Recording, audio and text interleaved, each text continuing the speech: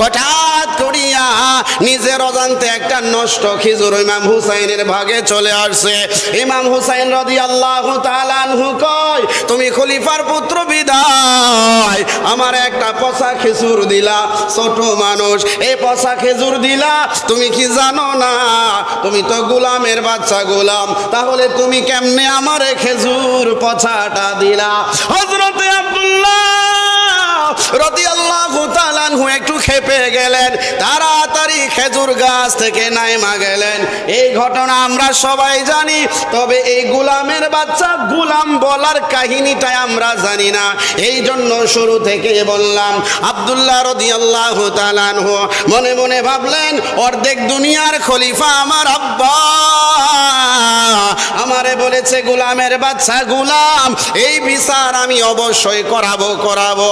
আব্দুল্লাহ রাদিয়াল্লাহু তাআলা আনহু গাছ থেকে নামিয়া বিচার লইয়া সরাসরি বাবার কাছে চইলা যায়। ডাক দিয়া কয়, আব্বা আপনি কি অর্ধ পৃথিবীর খলিফা না? হ্যাঁ, অবশ্যই তো আল্লাহ তাআলা আমার অর্ধ পৃথিবীর খলিফা বানাইছে, আমি কি আপনার সন্তান না? বলে, হ্যাঁ তুমি আমার কলিজার টুকরা সন্তান আব্দুল্লাহ। ডাক দিয়া কয়, আব্বা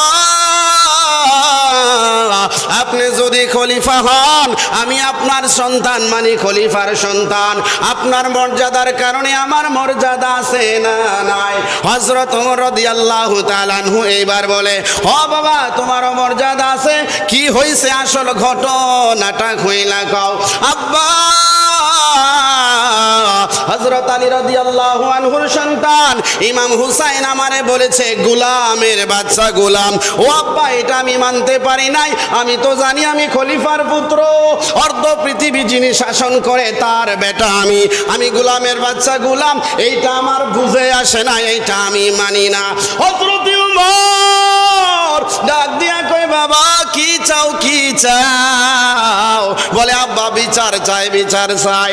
হযরত ওমর বলে, ও আব্বা তোমার বিচার করা হবে জুমাবারে মসজিদে, তুমি খুশি নি? আমি খুশি, সকলের সামনে বিচার করা হবে। চিৎকার দিয়ে বলেন আল্লাহু আকবার। সাহাবীদের কাছে আহলে বায়াতের মর্যাদা কত বেশি দেখেন।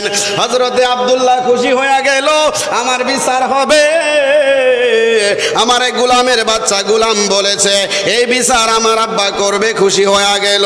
মসজিদের মধ্যে মানুষ জড়ো হয়ে গেল, জুমার দিন বিচার করবে।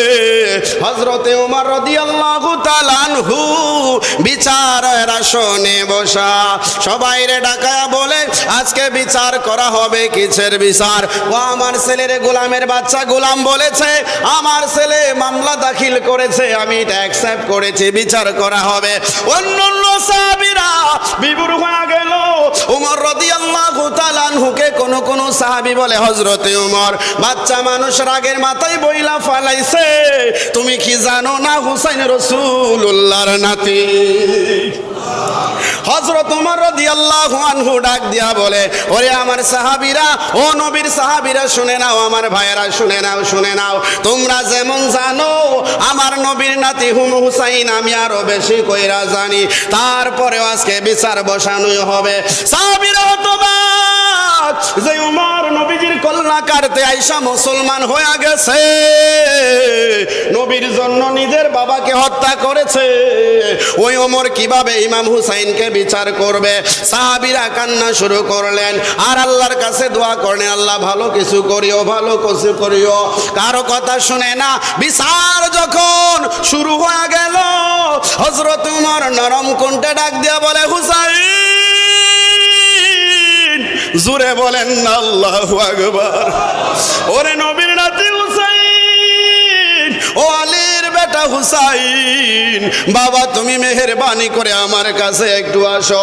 ডাক দিয়া কই, আব্বা হুসাইন শোনো, তুমি কি আমার ছেলে আব্দুল্লাহ রে গোলামের বাচ্চা গোলাম বলেছ? হুসাইন রাদিয়াল্লাহু তাআলা আনহু সিনাটা টান দিয়া বলে, ও খলিফা। আমি রাসূলুল্লাহর নাতি, মিথ্যাও বলি নাই, ভুলও বলি নাই। আমি আপনার সন্তানকে গোলামের বাচ্চা গোলাম বলেছি। এই কথা বলার পর আব্দুল্লাহ কয়, আব্বা প্রমাণ তো পাওয়া গেলেন, এবার বিচার করেন আমি কেমনে গোলামের বাচ্চা হই, আমার বিচার করাই লাগবে। এই কথা বলার পর হযরতে ওমর আজকে মিম্বারও বইসা আমরা বড় হুজুর, আমরা মুফতি মুহাদ্দিস হয়ে যায়, রাসূলের শান কইলে মজা লাগে না। হযরতে ওমর রাদিয়াল্লাহু তাআলা আনহু দুনিয়ায় থাইকা 2 নাম্বার জান্নাতি টিকেট পাইছে দুনিয়ায়। সুবহানাল্লাহ বলেন। হযরতে ওমর কেমন ব্যক্তি, দুনিয়ায় থাইকা জান্নাতের টিকেট 10 জন সাহাবী পাইছে। 1 নম্বরে সিদ্দিক আকবর রাদিয়াল্লাহু আনহু, 2 নম্বরে ফারুক আযম ওমর রাদিয়াল্লাহু তাআলা আনহু। জান্নাতের টিকেট হাতে আছে। এরপরে ওমর ডাক দিয়া বলে, ওরে হুসাইন, আমার ছেলেরে গোলামের বাচ্চা গোলাম কইছো, কোন যুক্তিতে বলছো, এই ব্যাখ্যা আমারে করে দাও। আর তুমি মুগ্ধা বলেছো, এটা কি লেখা দিতে পারবানি?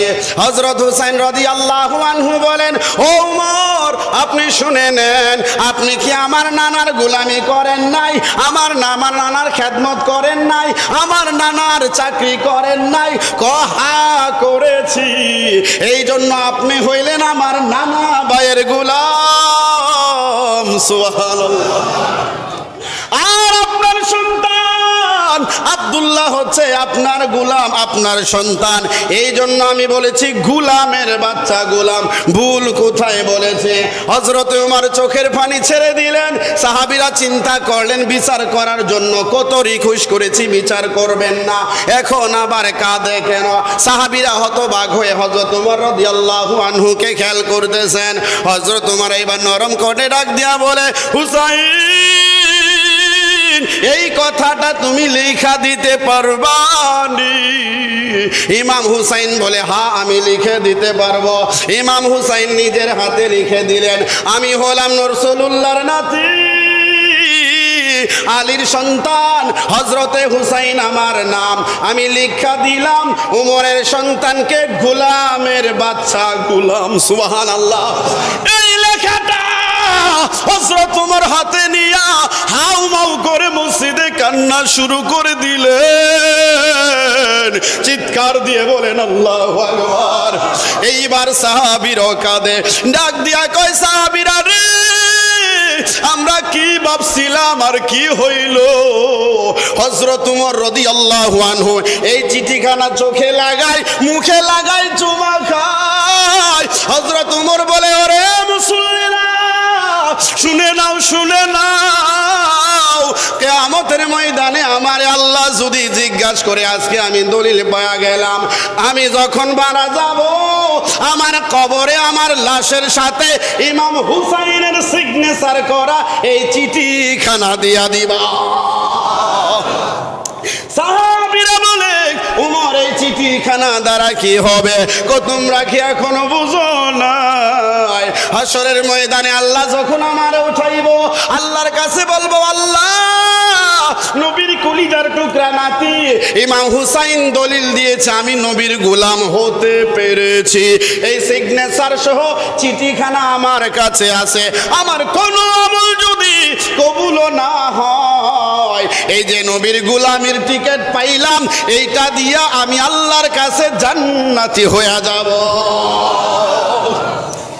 এই ঘটনা থেকে আমাদের শিক্ষা কি?